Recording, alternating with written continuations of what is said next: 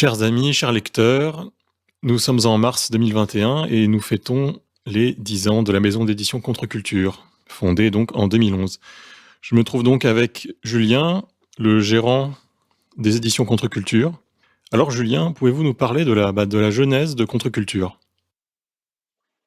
Oui, l'aventure Contre-Culture, c'est déjà 10 ans. Donc c'est un anniversaire qu'on va fêter entre militants et aussi avec tous les lecteurs de Contre-Culture. C'est une aventure qui a été initiée par Alain Soral pour plusieurs raisons. Déjà, la sortie de Comprendre l'Empire, qui correspondait en mars 2011 à un très gros événement éditorial pour l'association, pour Alain Soral.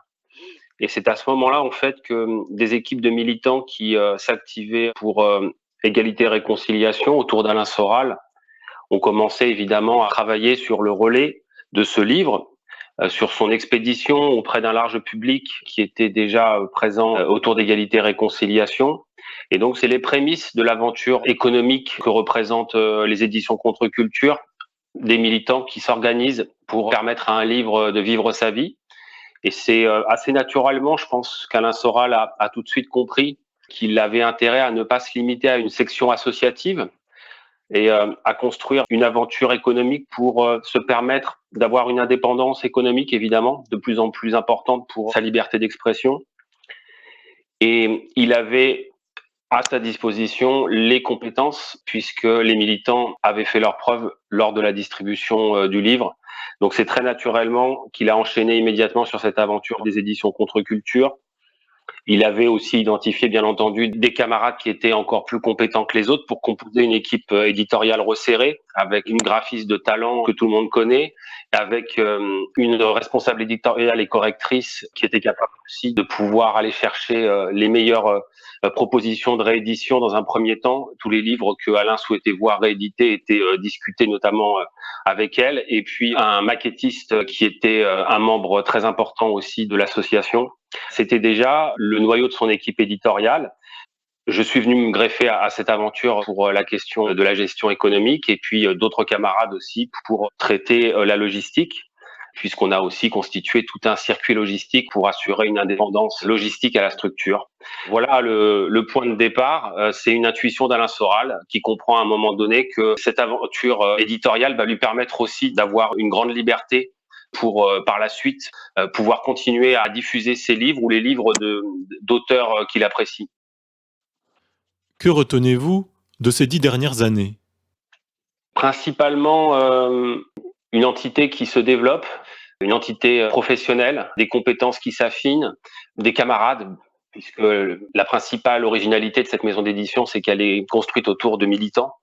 C'est les militants qui font vivre cette structure et c'est aussi les militants qui sont aussi les clients souvent les plus fidèles. Donc en fait, on est vraiment dans une aventure militante, réellement. C'est ça la particularité, c'est ça moi qui me marque le plus dans ce parcours. J'ai vraiment l'impression aussi d'appartenir à une entreprise très familiale, dans le bon sens du terme. Il y a vraiment aussi cette question d'artisanat. Je le vois moi avec les équipes quand elles travaillent, les équipes éditoriales travaillent sur la réalisation notamment une fois par an des très beaux livres de la collection de l'imaginaire européen. On pense évidemment aux Eddas sortis récemment, mais évidemment les premières mythologies grecques comme l'Odyssée et l'Iliade, qui ont été le point de lancement de ces très très beaux livres. Et là, on voit toutes les qualités de l'équipe qui est capable de travailler avec les imprimeurs pour obtenir le meilleur rendu. On l'avait vu aussi par le passé avec l'édition très réussie du Nouveau Testament. Ça, c'est vraiment des choses importantes.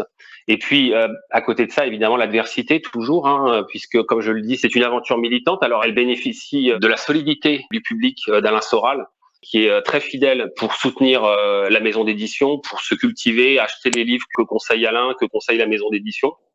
Mais évidemment, on a aussi l'adversité de groupes organisés, d'associations communautaires, qui n'ont pas hésité, évidemment, à demander l'interdiction de certains livres et à l'obtenir du tribunal de commerce.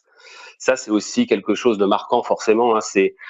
Ça n'arrive pas aux autres maisons d'édition qui peuvent éditer les mêmes livres que nous parce qu'ils n'ont pas ce label Alain Soral qui permet librement à des associations communautaires d'obtenir la censure comme ils le souhaitent de livres pourtant de grande utilité et qui ont un long passé éditorial. On a aussi évidemment un grand catalogue maintenant, plus de 150 livres. On va bientôt approcher des 200 références contre-culture. Donc ça, c'est aussi très marquant d'avoir pu ressortir beaucoup de livres qui étaient tombés dans l'oubli. Je sais que c'était vraiment la vocation première d'Alain d'aller chercher des livres qu'il ne pouvait plus trouver en librairie et de les voir à nouveau sortir chez nous sous la meilleure forme. On a donc beaucoup travaillé là-dessus. On a aussi forcément défendu des auteurs, des nouveaux auteurs qui étaient proches de l'association ou pas d'ailleurs, mais qui ont toujours été appuyés par Alain pour que leurs livres soient édités le plus souvent possible, avec des gros succès d'édition à la clé souvent. Le plus important, en fait, dans ces 10 ans, je pense réellement que c'est d'avoir tenu 10 ans. On le sait aujourd'hui, c'est très dur pour des petites entreprises de tenir ne serait-ce que 5 ans. On parle de cette barrière des 5 ans fatidiques. Alors arriver à tenir 10 ans avec toute cette adversité, face aussi à des monstres du nouvel Internet sous contrôle GAFA que sont Amazon, voilà, c'est quand même un joli pari qui a été réalisé. Que peut-on souhaiter à Contre-Culture ? Alors, moi je pense que on part déjà sur des bases intéressantes pour l'avenir. On va avoir la sortie de Comprendre l'époque, 10 ans après Comprendre l'Empire. Donc c'est quand même un petit peu, on repart quand même sur les mêmes bases qu'au départ, donc des bases très solides. On va avoir un livre, ce livre est une réussite fabuleuse d'un point de vue philosophique, je pense. Et c'est un livre qui va vraiment faire date. C'est surtout un livre qui va avoir une vie très longue, comme Comprendre l'Empire. Et donc déjà, ce qu'on peut souhaiter, c'est accompagner le mieux possible ce nouveau livre d'Alain Soral, défendre comme on a tenté de le faire, et je pense qu'on y est parvenu, la liberté d'expression, puisque c'est quand même la vocation de cette entreprise, surtout qu'il n'existe plus beaucoup de maisons d'édition aussi libres que nous. Et comme je l'ai dit, la mise sous contrôle de l'Internet aujourd'hui est un vrai problème. D'ailleurs, je pense que l'avenir aussi pour Contre-Culture, c'est pas seulement le livre, et c'est ce que font toutes nos jeunes équipes là qui s'attellent en ce moment au redéploiement de Contre-Culture avec un nouveau site depuis quelques mois.